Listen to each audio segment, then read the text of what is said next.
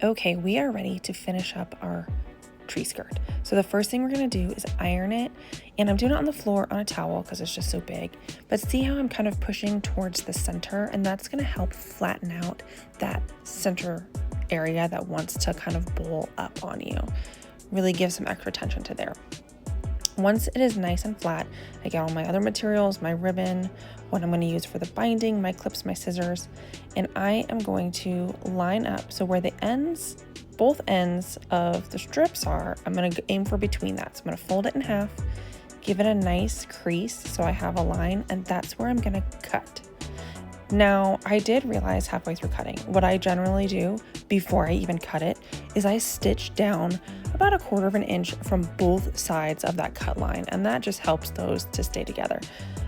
It did work out this time. I didn't stitch it, and I just was super careful in handling it because you don't want it to unravel on you. So I cut my ribbons in the length that I wanted them.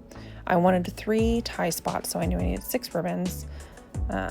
And then I just lined up about where I wanted them to be at.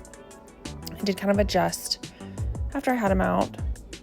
Wanted one towards both the inside and the outside edge, and then about in the middle is what I aim for.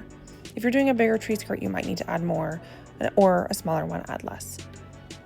I then went ahead and cut the strips I was using for the binding, folded them in half. So when I sew them, kind of like a quilt binding, I'm gonna sew them with the raw edges to raw edges, and then it'll end up being folded around. And I just clipped it with the same clips I used for my ribbon, same thing on both sides. And then I went ahead and sewed it. Again, the raw edges are together and the fold is towards the side of the ribbon. It will get folded around the back side of the tree skirt. So I did about 1/4 inch seam allowance, sewed it all the way down. It does kind of take some maneuvering of the skirt to sew when it's this size.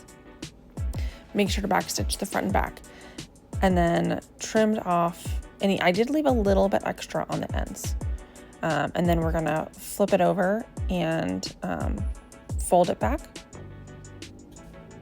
Now here is where you want to make sure that your ribbons are staying flat and out of the way.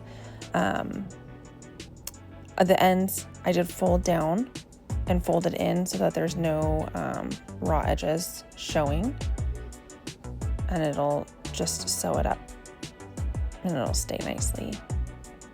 If you have a better way that you do binding, feel free to do it. This is just how I do it, how I found the easiest. So again, I'm making sure that those ribbons are laying super flat and out of the way, and then stitching down kind of right along the fold, the edge of that binding, just to keep it down.